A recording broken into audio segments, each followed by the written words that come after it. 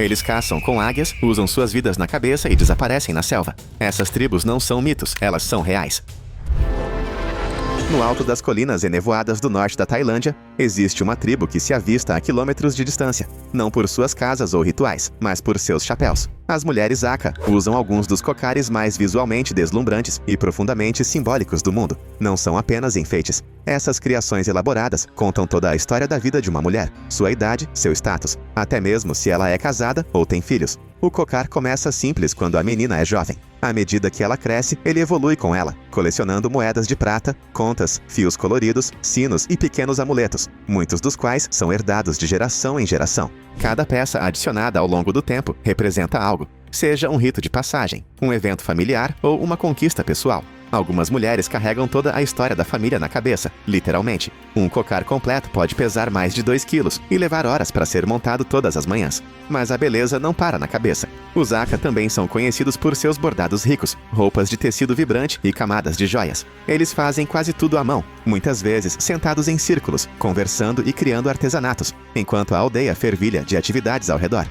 Seus trajes tradicionais são passados de geração em geração, ou refeitos repetidamente, mantendo estilos que não mudaram em centenas de anos. O que torna os Aka ainda mais fascinante é o quão autossuficientes e isoladas muitas de suas aldeias ainda são. Eles vivem em casas de madeira, erguidas sobre palafitas, cercadas por íngremes montanhas verdes. Seu cotidiano gira em torno da agricultura, coleta de alimentos e compartilhamento. Eletricidade e água encanada são raras. Em vez de relógios e prazos, eles seguem os ritmos da natureza, plantando quando as nuvens mudam, colhendo quando o vento muda. Apesar da pressão da modernização e do turismo, os Aka se mantiveram firmes em sua identidade. As gerações mais jovens ainda aprendem a tecer, dançar e cantar as mesmas canções que seus ancestrais. E cada evento importante, do nascimento de uma criança ao início de uma colheita, ainda é marcado por cerimônias tradicionais que unem toda a comunidade. Nas terras altas do Peru, Bolívia e Equador, onde o ar é rarefeito e as montanhas arranham o céu, vive o povo Quechua, descendentes da grande civilização Inca. Eles ainda falam Quechua, a língua outrora falada nos palácios de Machu Picchu. Mas seu cotidiano hoje está longe de ruínas antigas ou turismo. Baseia-se em trabalho árduo, terrenos extremos e tradições que praticamente não mudaram em séculos. O que diferencia os Quechuas é sua conexão com a altitude. Suas aldeias ficam a mais de 3.300 metros, onde o milho cresce pequeno e as lhamas superam em número os carros. Todas as manhãs, homens e mulheres sobem trilhas íngremes para cuidar de suas fazendas em socalcos. Esses terraços, esculpidos em penhascos como degraus verdes, são uma maravilha da engenharia da época Inca e ainda funcionam perfeitamente. As roupas usadas pelos Quechuas são práticas e deslumbrantes. As mulheres usam saias encamadas, xales coloridos e chapéus redondos, cada região com seu toque único. Muitas ainda tingem sua lã com pigmentos naturais, feitos de insetos e plantas. Seus tecidos não servem apenas para aquecer, são mapas, calendários e registros familiares tecidos em padrões que só os moradores locais conseguem realmente ler.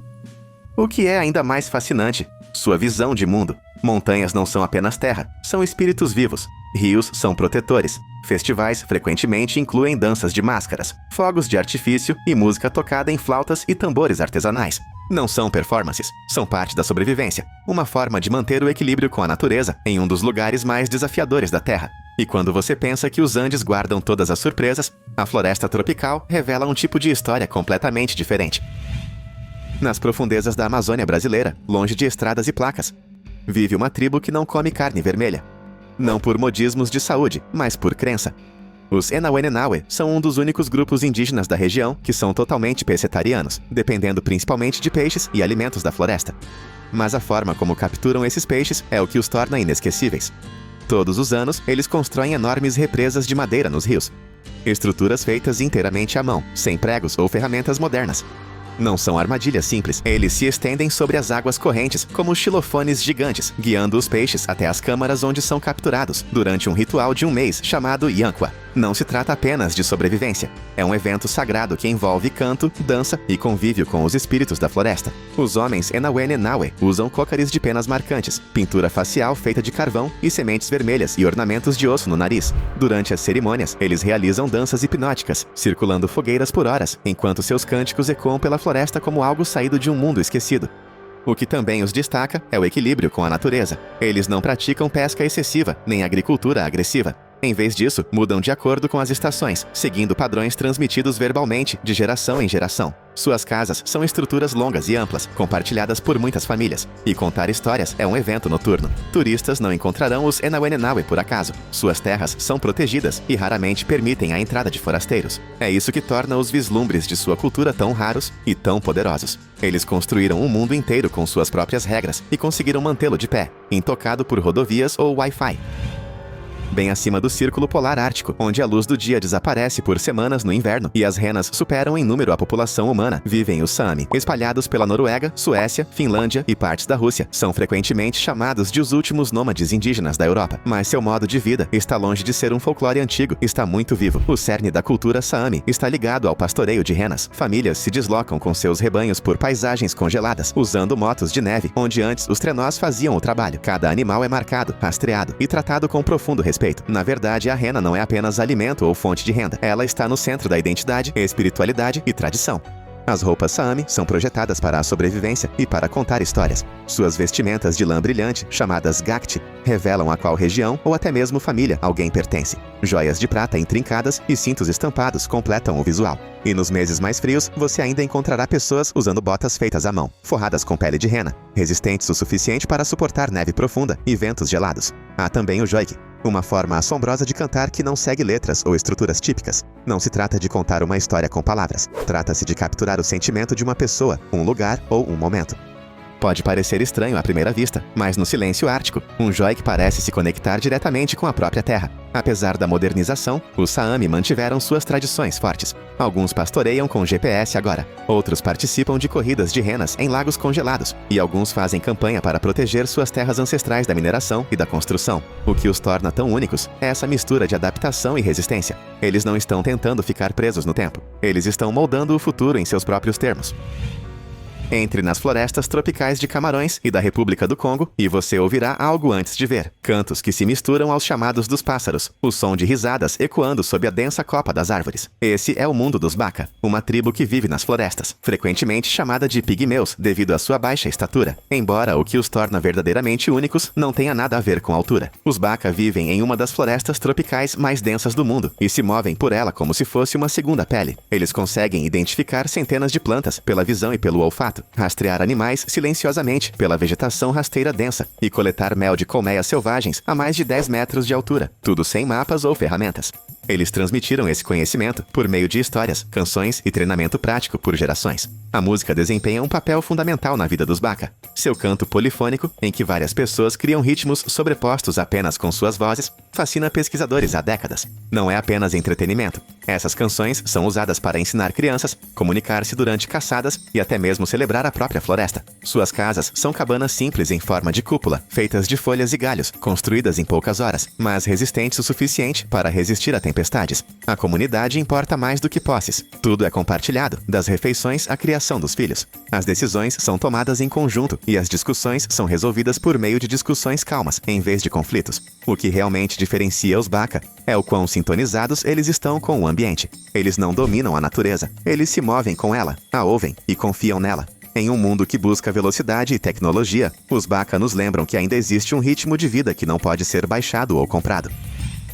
Escondida nas profundezas das densas florestas do leste do Paraguai, encontra-se uma tribo que até poucas décadas atrás caçava como os humanos faziam há milhares de anos. Os Axé viviam exclusivamente da terra, usando arcos e flechas, mudando-se constantemente e compartilhando tudo o que capturavam. Não construíam aldeias permanentes, nem cultivavam.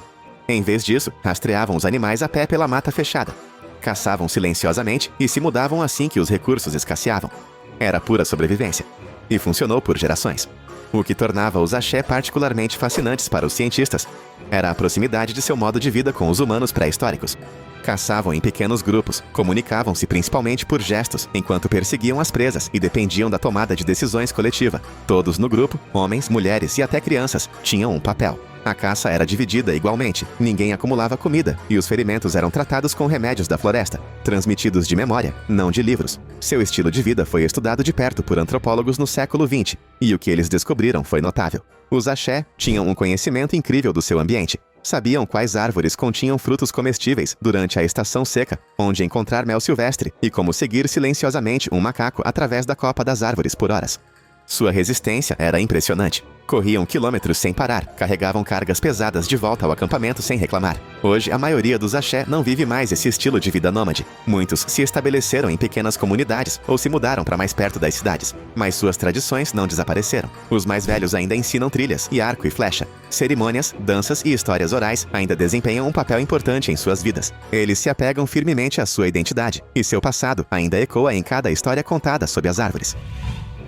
Nas planícies extensas e varridas pelo vento do oeste da Mongólia, existe uma tradição que parece saída de um filme épico, mas é totalmente real. Os caçadores de águias cazaques, conhecidos localmente como berkuti, montam cavalos com enormes águias reais empoleiradas nos braços. Essas aves não são animais de estimação, são parceiras, treinadas para caçar raposas, coelhos e até lobos. O que é ainda mais surpreendente, algumas das caçadoras mais habilidosas da atualidade são adolescentes. Tradicionalmente um papel masculino, a caça à águia tem tido um renascimento entre as jovens, que são tão destemidas, habilidosas e respeitadas quanto seus colegas homens. Vestidas com peles grossas e túnicas bordadas coloridas, essas meninas galopam pelas estepes congeladas, com águias maiores que seus próprios torsos, que descem ao seu comando. Treinar uma águia não é tarefa fácil. Caçadores sobem em ninhos nas encostas dos penhascos para encontrar filhotes. Criam-nos desde pequenos e constroem confiança lentamente ao longo de meses de interação diária. O vínculo entre a águia e o humano é pessoal e poderoso. Após vários anos, a águia é devolvida à natureza. Um raro exemplo de uma tradição de caça baseada em respeito e equilíbrio. Seu estilo de vida é igualmente único. Os caçadores de águias cazaques vivem em tendas cobertas de feltro, que podem ser embaladas e transportadas conforme as estações do ano. Eles dependem do pastoreio, da caça e do artesanato para sobreviver em uma região onde as temperaturas caem regularmente abaixo de zero. Todo outono, eles se reúnem para o Festival da Águia, uma mistura de competição e celebração que inclui corridas, arco e flecha, e claro, exibições de águias de deixar queixos caídos. O que diferencia os caçadores cazaques é mais do que suas aves ou equipamentos. É a sobrevivência de uma cultura em um canto remoto e congelado do mundo, onde a vida moderna não abafou as habilidades ancestrais. Poucos lugares na Terra ainda honram uma parceria tão selvagem entre humanos e predadores, e menos ainda, onde as meninas estão surgindo como suas campeãs mais ferozes. No coração da floresta tropical de Ituri, na República Democrática do Congo, vive uma das tribos mais elusivas e menos compreendidas da Terra, os Mimbuti. Esses povos que vivem na floresta estão entre as populações mais baixas do mundo, com uma média de pouco mais de 1 metro de altura. Mas o que realmente os torna notáveis é a profundidade com que suas vidas se entrelaçam ao ritmo da selva. Os Mimbuti não vivem apenas na floresta. Eles são parte dela. Seus abrigos são feitos de folhas e galhos, construídos em grupos onde as famílias dormem juntas. Eles se deslocam com frequência, seguindo padrões sazonais de frutas, mel e caça. Não cultivam, não criam gado. Caçam com redes, coletam plantas comestíveis e comercializam com aldeias vizinhas quando necessário. Cada som na floresta significa algo para eles. Um canto de pássaro, um galho quebrando, o zumbido de insetos. É um tipo de conhecimento que não se aprende em livros, apenas com a vida passada sob a copa das árvores. Agora, há relatos de um grupo altamente isolado, possivelmente parente dos Mbuti, vivendo em regiões mais profundas e intocadas da floresta. As raras fotos que circulam online mostram indivíduos com características incrivelmente distintas, que alguns acreditam ser o resultado de adaptação genética ao longo de gerações em completo isolamento. Os cientistas não conseguiram estudar completamente esse grupo, mas os moradores locais falam deles como uma população separada, conhecida por aparecer brevemente antes de desaparecer de volta para as árvores. Sejam esses avistamentos de um subgrupo desconhecido ou simplesmente mais uma camada do mistério dos Mbuti, uma coisa é certa: essa tribo continua sendo uma das culturas mais enigmáticas do planeta. Poucos estrangeiros já viveram entre eles, e menos ainda entendem verdadeiramente como sobrevivem em um dos ecossistemas mais complexos da Terra, sem mapas, sem máquinas. Apenas conhecimento transmitido por sussurros e passos na floresta. Nos canyons acidentados do norte do México, há um grupo de pessoas que consegue correr 160 km sem parar. Sem calçados sofisticados, sem garrafas d'água presas aos cintos. Apenas sandálias feitas de pneus velhos e um ritmo tão firme quanto o vento. Esses são os Tarahumara, ou como se autodenominam, os Haramuri, que significa aqueles que correm rápido. Correr não é um esporte para eles, faz parte da vida. Na verdade, algumas aldeias são tão distantes umas das outras que correr é a única maneira de se manterem conectados. Eles correm para caçar, para visitar, para competir e às vezes até mesmo para comemorar. As crianças começam cedo participando de brincadeiras de longa distância, em que as bolas são chutadas para frente e perseguidas por quilômetros. Os adultos podem continuar do amanhecer ao anoitecer, atravessando trilhas irregulares e penhascos verticais, como se não fosse nada. O que torna sua resistência tão única é a naturalidade com que ela se integra ao seu estilo de vida. Sua dieta é simples, principalmente milho, feijão e sementes de chia, e suas roupas são largas e leves, sem horários de treino, sem relógios GPS, apenas instinto, comunidade e propósito. Quando os corredores de Haramuri competem em ultramaratonas, muitas vezes surpreendem o mundo ao se classificarem entre os melhores, mesmo sem nunca terem treinado como atletas profissionais. Os Tarahumara vivem em cavernas, cabanas de pedra e assentamentos remotos à beira de penhascos ao longo do Copper Canyon, uma das regiões mais isoladas da América do Norte. Suas crenças espirituais estão intimamente ligadas à natureza, e muitos de seus rituais envolvem dança, contação de histórias e o consumo de uma bebida fermentada de milho durante reuniões comunitárias que podem durar dias. Em um mundo obcecado por velocidade, recordes e equipamentos de performance, os Haramuri nos lembram silenciosamente o que é a verdadeira resistência: natural, calma e secular. Escondida nas profundezas das florestas de taiga do norte da Mongólia, vive uma tribo tão remota que restam apenas algumas centenas de seus membros. Os Tsatan, ou povo Duka, são um dos últimos grupos na Terra a pastorear renas, não para obter carne, mas para companhia, leite e transporte. Seu vínculo com esses animais é incomparável. Não é apenas sobrevivência, é conexão. Os Tsatan se movem pela floresta, em pequenos acampamentos, acompanhando as estações do ano. Suas casas são tendas cônicas feitas de lona e feltro, semelhantes a yurts, mas construídas para serem montadas e transportadas rapidamente.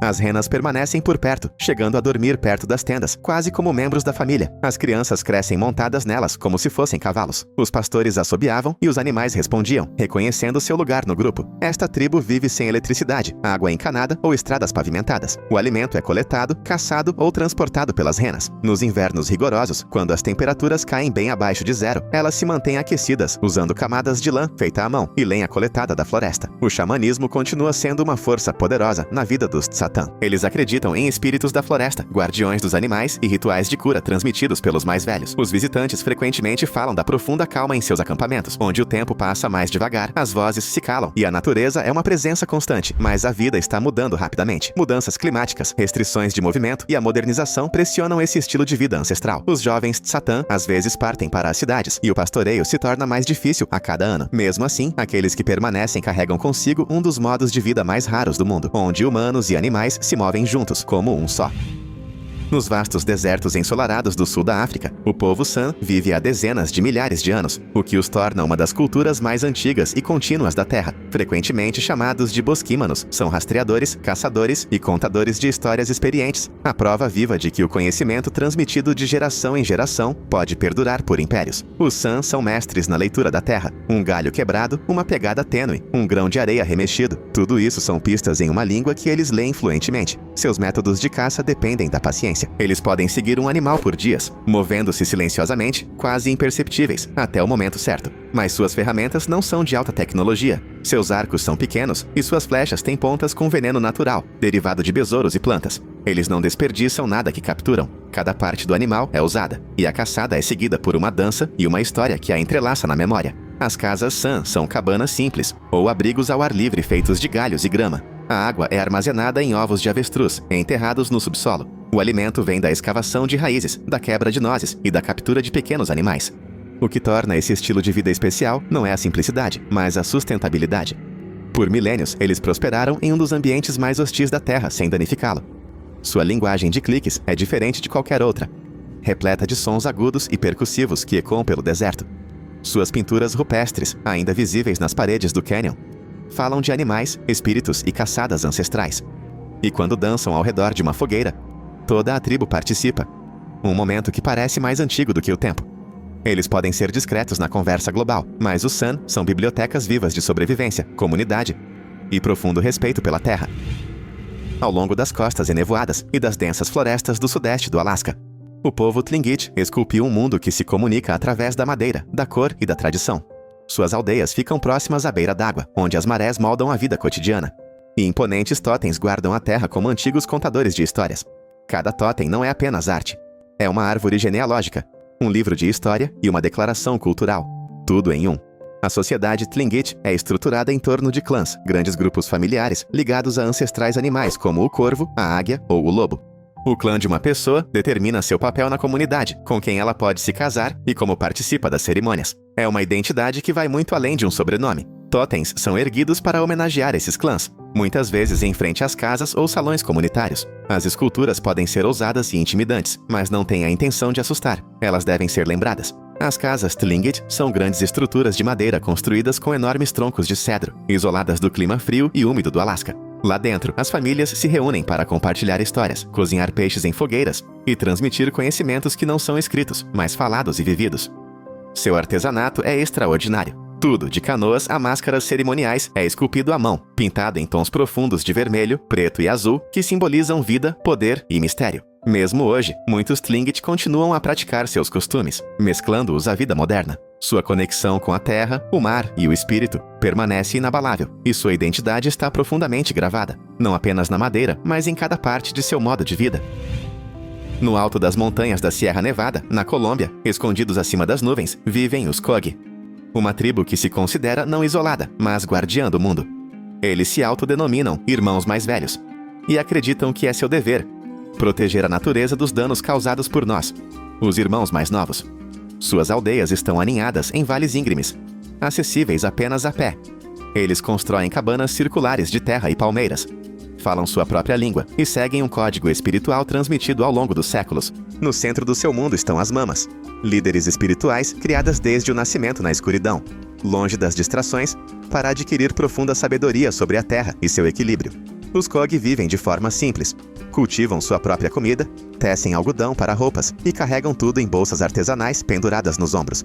Mas seu pensamento é tudo menos simples. Eles acreditam que cada montanha, rio, árvore e animal tem uma alma. Eles não apenas veem a natureza, eles conversam com ela, a consultam e ouvem.